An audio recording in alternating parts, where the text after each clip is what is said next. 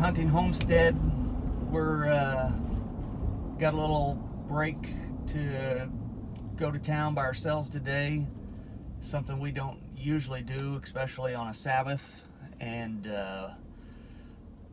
unfortunately, our Azure Standard order got bumped around, and it's out of our control. So we just got to go pick up our order in Bloomington, Indiana today.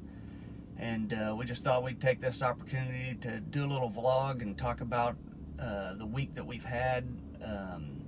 As most of you know, we've at least alluded to, our situation with our son Nolan, diagnosed in 2023, August the 11th, with leukemia. And we're kind of getting to the end of our stage of once a week heavy treatments and getting close to our maintenance, which is an exciting thing for us, because it's just difficult to have a normal life when you're constantly, everything revolves around going to the doctor and those type of things. Thankfully, it's been a long time since we've had to take a trip to the ER, which is such a blessing, because there in September, October, it just seemed like that's all our life was doctor visits and ER trips, which is a long drive. It's an hour and a half just for us to get to Riley Hospital, where he's being treated, which is a great children's hospital, and we're thankful that they're able to treat him there.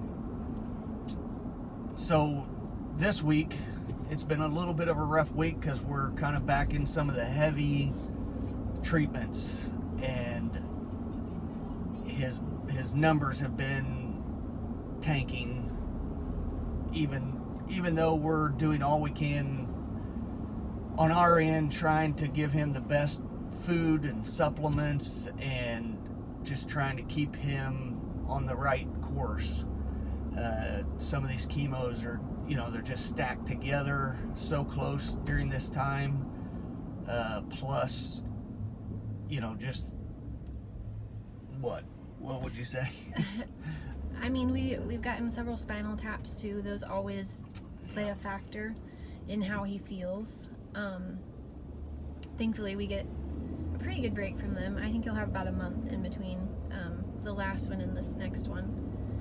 But yeah, there's so many things to tell about this journey, and we're gonna do more sit downs to kind of maybe start from the beginning. And I'm not sure if this is gonna be more for us or for our viewers, but just hopefully an encouragement to people who are walking through this, because now as pediatric cancer parents, something that is becoming abundantly clear to us is that this can be a very lonely place, and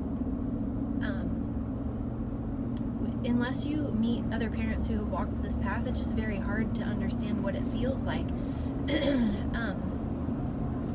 So hoping that maybe we could just be like a beacon of hope to people who might be walking through something like this, and by sharing our story and encouraging others.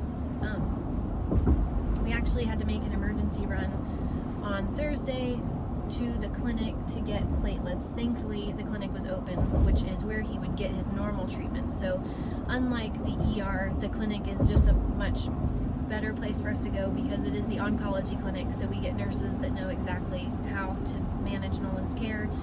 And access is poor, and poor access is, for any of you out there who might understand the cancer world, that is it's kind of a stressful thing, especially with your kiddos, to have their poor access, because it can introduce infection. Thankfully, with Nolan being 16, it's not a super traumatic thing for him, as it is for a lot of the young kids that have to endure that. Obviously, that helps my heart, and I'm thankful that he doesn't struggle so much with that. But it's definitely a reassurance to know that you have nurses that are super familiar with that and know what they're doing whenever their port is being accessed. But anyways, Thursday we went and got some platelets. His platelets were down to 4,000.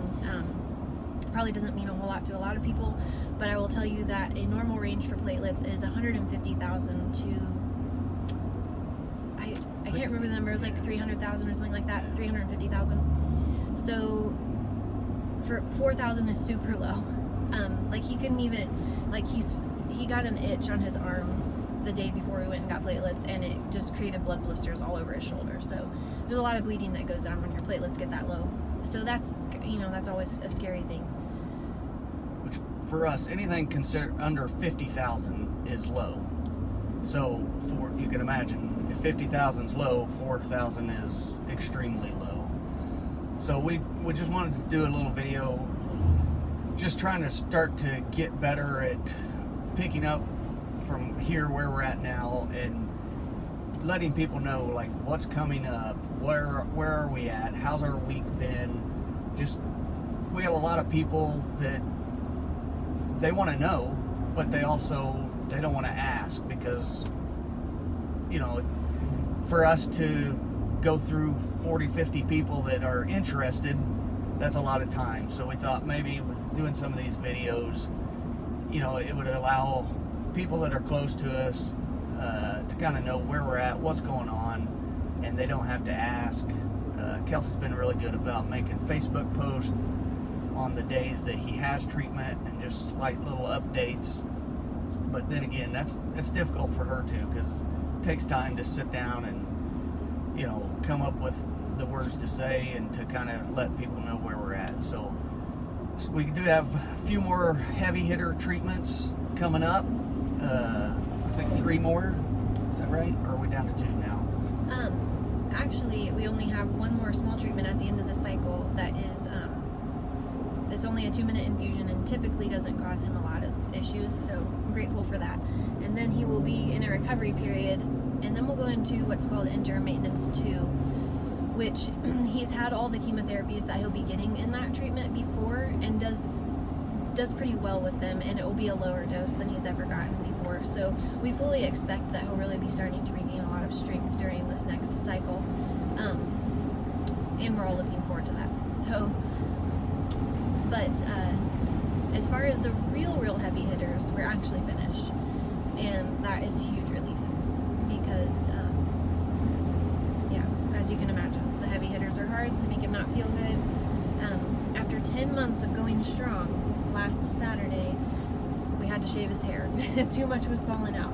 He had a really nice mullet going on, and it finally let loose. So, but he is not slick bald, and I think that that's pretty awesome that he seems like he's gonna keep hair through this process. I was really amazed by that. So we'll call that a win. Yeah. So just thinking about a few things that we're looking forward to. I filled out an application for him pretty early on in this process through a foundation called Catch a Dream, and Nolan was picked to be a part of their program. And what they do is they take kids to do hunting, fishing, those type of activities. And as you probably all know, Nolan, one of his biggest funnest things that he likes to do is hunting, fishing, just outdoor type stuff. And so yeah, we got elected to go, and it looks like we're in the running for an elk hunt, and that's kind of our first choice, which is kind of a once in a lifetime thing for, especially, being from Indiana, it'll be an out of state thing, and anybody that knows anything about hunting elk out west, just to get drawn it's a long and difficult process. So we've been blessed with that, and either in the next few weeks, towards next month, they should be contacting us to start doing a trip plan.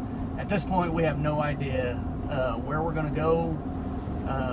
Obviously, more than likely, if it's an elk hunt, it's going to be out west. Yeah, because we don't even know for sure if we'll even get an elk tag. So Right. He had to pick 3 choices. I think he picked elk, mule deer, and a whitetail. Yep. So we'll see. So yeah, we're excited to kind of pin down a time frame for that, and it's something we're all kind of looking forward to. The whole family will get to go, and we'll have a guide and all that, and it's all paid for. They pay for us to get out there, to get home. the whole ball of wax there. So that's one thing that we're looking forward to, especially, you know, as he's going to be starting to regain his strength. So really, you know, after the next 4 weeks, he should be starting to bounce back, and hopefully he'll get back to, you know, weightlifting, running, other things that he also enjoys doing. And we fully expect for him to do that. Yeah. So. What else do we have coming up? We got the fall feast days. Yep. Always looking forward to that. We actually spent all of Feast of Tabernacles, or Sukkot. For anybody who's familiar with those terms, we observed the biblical feast days. And last year, Sukkot is always a favorite because we usually camp and just a good time of fellowship. However, last year during Sukkot, we ended up in the ER twice and at clinic twice, and then got admitted on the last day. So we really didn't get to fellowship with anybody. We definitely didn't get to go camping. So sticking with the theme of the channel that we've been having lately of redemption, we're really looking forward to hopefully having a redeemed Sukkot this year, that we actually get to rejoice with fellow believers and hopefully go camping. Nolan's really been looking forward to getting out and doing some outdoor adventuring. So yeah, definitely looking forward to that in the fall. I can't think of anything else that's coming up. There probably are other things, but...